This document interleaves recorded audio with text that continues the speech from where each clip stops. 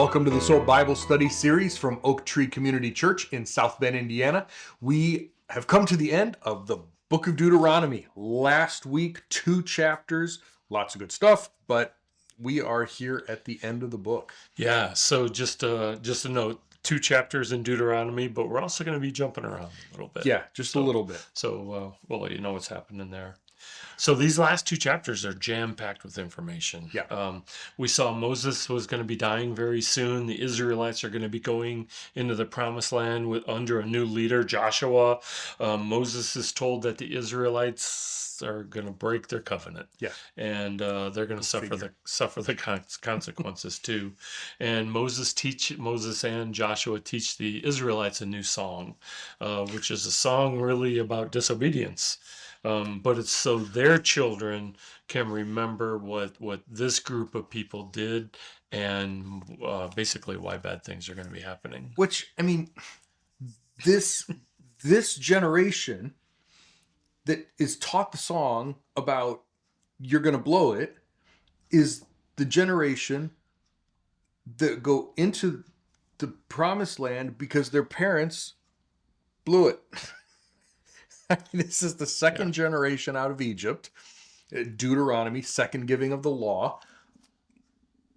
The reason that they didn't go in 40 years ago is because their parents rebelled against God. So now we're going to do round 2, and what's going to happen? They're going into the promised land, but then they're going to rebel against God. Right. But like you said, God's grace, giving them chances. Oh, yeah. So at the end, nobody can say, we didn't get enough chances. Right. Yeah. Yeah. Even 300 years of judges where there are these other nations that are oppressing them, for periods of time, 20 years, 40 years, whatever, but never completely taking them out, occupying them, but not taking them out of the land. It's 700 years after Moses before Assyria comes in and actually removes 10 tribes. And then it's another 100 years after that before Babylon comes in. I mean, we're talking 700-800 years that God puts up with this. Right. That they're singing this song. Well, that's when you hear words like my fury is going to be unleashed. And All right, so Deuteronomy chapter 33. Moses is going to die in the next chapter, but in these verses, Moses actually gives a summary of God and Israel, and he also starts giving a blessing too. So he's going to bless each of the tribes. So Moses is defined as the man of God. And he says, the Lord came from Sinai and he revealed himself to Israel. Surely he loves the people. They sit by your feet. They receive your word. Moses delivers the law and inheritance for the people. And there's a couple interesting things about the blessing of the tribes. First, the order is odd. Mm-hmm. It's always odd. Anytime they're given, somebody just makes up what the order is. You would think they would go in age-born order. And sometimes they're close. Yeah. But it's always odd. But there's a reason. There's usually a reason. I'm sure maybe there's always a reason for it, but there's usually a known reason, right? Yeah. Second, in our reading here, we know there's 12 tribes, but only 11 are included in this list. And Simeon is not mentioned, and we'll see why in a minute. Well, my notes didn't include why, so he'll pick me up on that one. All right, so Moses is giving a blessing on Reuben, and this is not to the man Reuben. This is really to the tribe or the sub-nation of Reuben. Yeah, of course, each of these individuals is long dead, right? This is the tribe of the Reubenites or the Judahites or the Levites or whatever, right? Yeah. Yeah. So blessing on Reuben, may he live and not die, may his people multiply. So again, Moses isn't saying that Reuben should live because he's been gone for a while, but instead his tribe should live and the people multiply. Mm-hmm. Blessing on Judah, listen to Judah's voice, bring him to his people, may his power be great. May you help him against his foes. Yeah. Yeah, and so now Reuben was the oldest, right? He was the first son. He was the oldest, no problem. Judah is actually fifth. He's fourth, Yeah. but actually he'll be the royal tribe Right. instead of Reuben. Right. So he's So elevated from Reuben that got in standpoint. trouble, lost it. Yeah. The next two, already forgot. Levi And Simeon. and Simeon. Yeah. Also had problems. Yeah. And lost it. So that's how it came down to Judah. From a ruling tribe, but Judah still won't get did not get the birthright. So the double blessing and everything, Right. that comes down through Joseph, actually. So yeah, so you're right. I mean, everything is all messed up from the way it should have been. Yeah. Right. From birth order. Yeah. Blessing on Levi. They're the defenders of the law, and hence became the teachers of the law. Mm-hmm. So teachers and/or priests. Mm-hmm. So now we're going to jump to Genesis, and this is in your reading too. So Genesis 49, verses 2 through 11.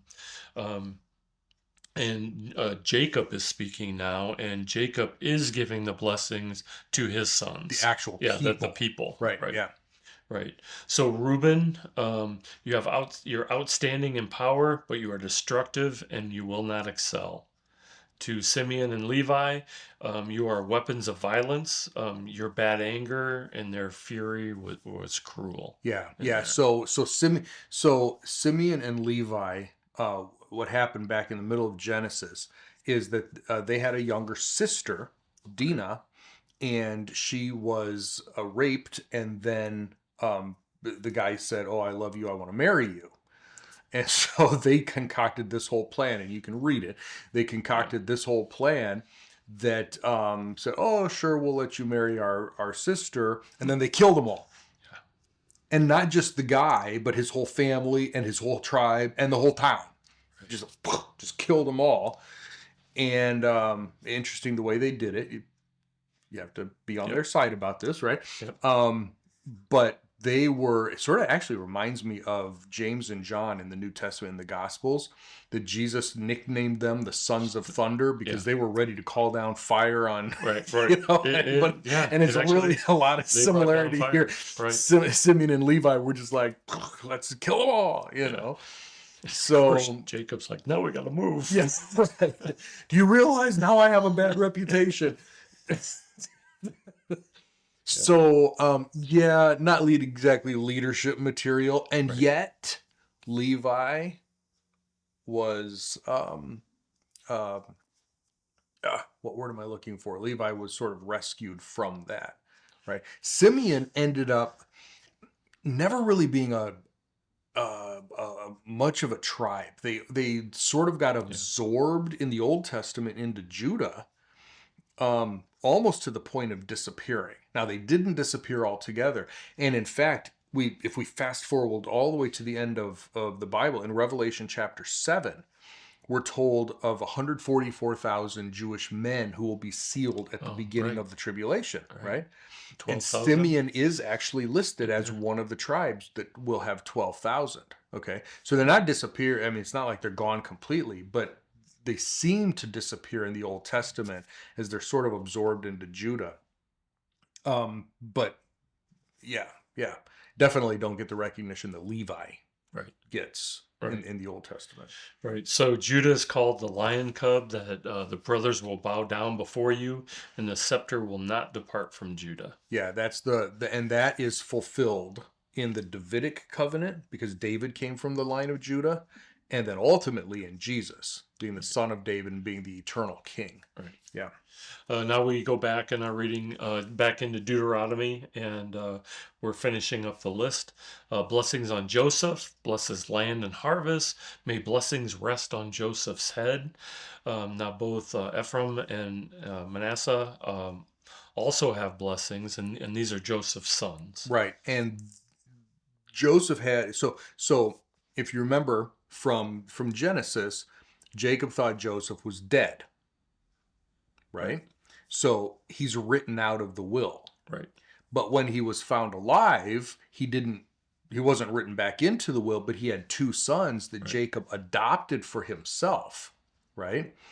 So Joseph gets lost, but then we have two, And that is where it's sort of like that That's kind of birthright, where he gets right, a double portion, a right, double blessing, right? And right. that, when Simeon disappears, is also what brings our number back up to 12 Yep. here in Deuteronomy. Blessing on Zebulun and Ishkar. Rejoice, Zebulun, when you go outside. And this is hilarious. Ishkar, when you are in your tents, rejoice. So, yeah, but it's almost like Esau and Jacob too, right? Where one was a hunter gatherer and the other was like, just gonna stay inside Yeah, in a yeah, tent. yeah.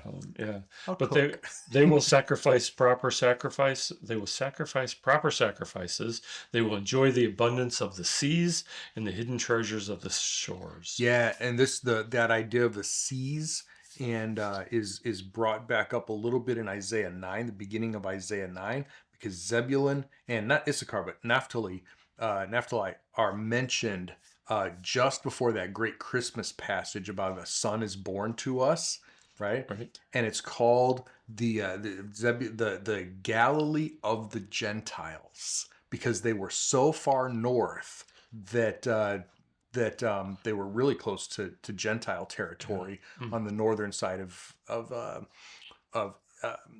Israel, between the Sea of Galilee and the Mediterranean Sea. So we have our nice. waters mentioned here. Yeah. Right. Blessing on Gad.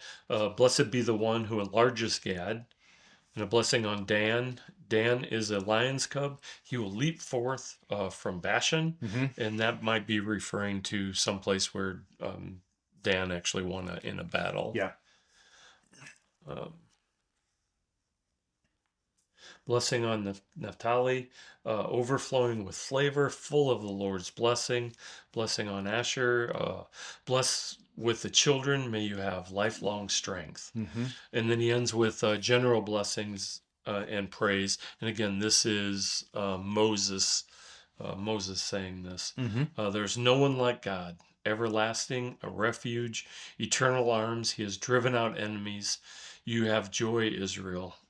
Who is like you? Yeah. So at the very end, Moses, even though he's going to die, even though he's not allowed to go in the promised land, still singing praises to God. Yeah. Lots of good stuff, like, for Israel in years to come. And God did bless them in a lot of ways, but he also had to punish them in a lot of ways too, because of their disobedience, right? Right. So we go back to Genesis and we see again what Jacob was saying about his sons. So Zebulun will live by the sea. Which is That right. matches up almost exactly. Yep. Yeah. Issachar's a strong boned donkey. I think that's a good thing. But will bend his shoulder to the burden and become a slave laborer. Yeah. Yeah. Not really a strong leading tribe up there. Right. Dan will judge his people.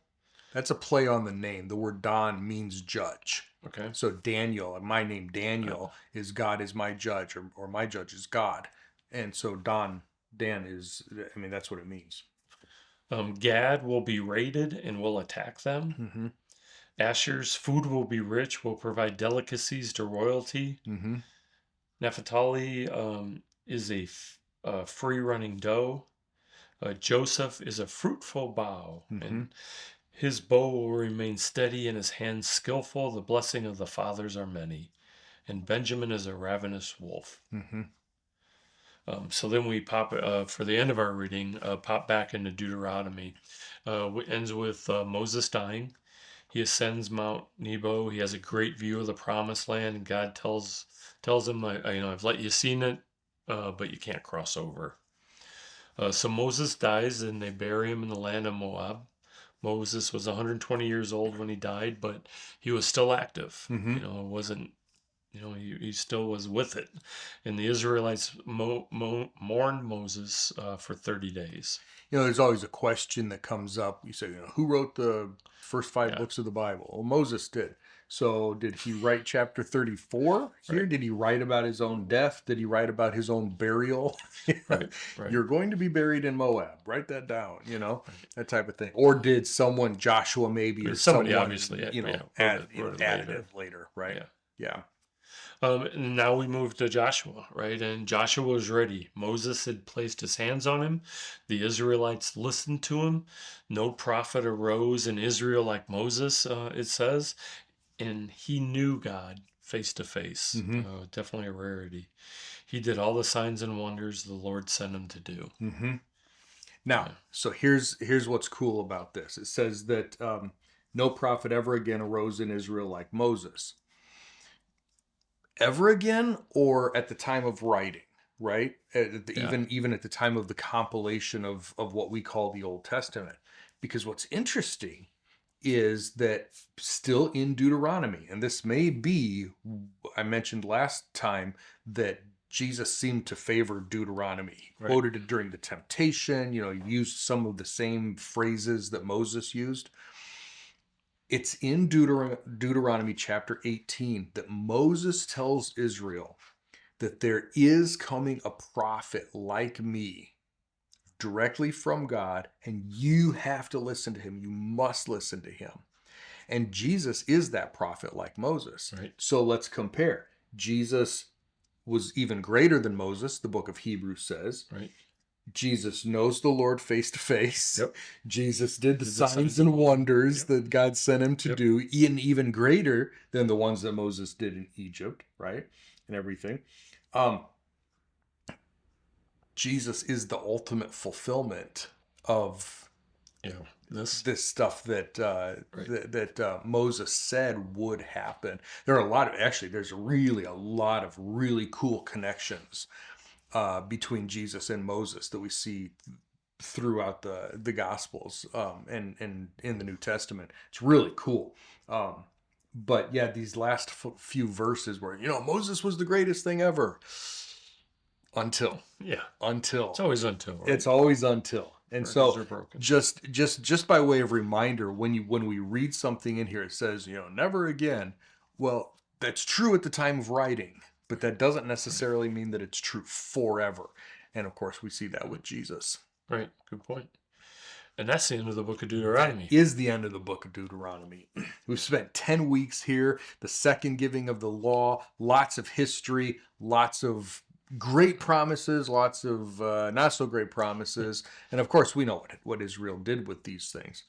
But God is faithful. And yeah, it doesn't look like Israel is much of anything right now, but they're still God's people. And he will still bring them back. And one day, he will purify them, and they will, according to Zechariah, they will see the one whom they pierced, and they will mourn for him. They will turn to him, and Jesus will be able to set up the kingdom and fulfill all of these things that Israel has not been able to see fulfilled for so many years. Right. Looking forward to that day. Looking forward to that. Well, we hope you enjoyed this 10-week trek through the book of Deuteronomy. Next time, we'll start something new, of course.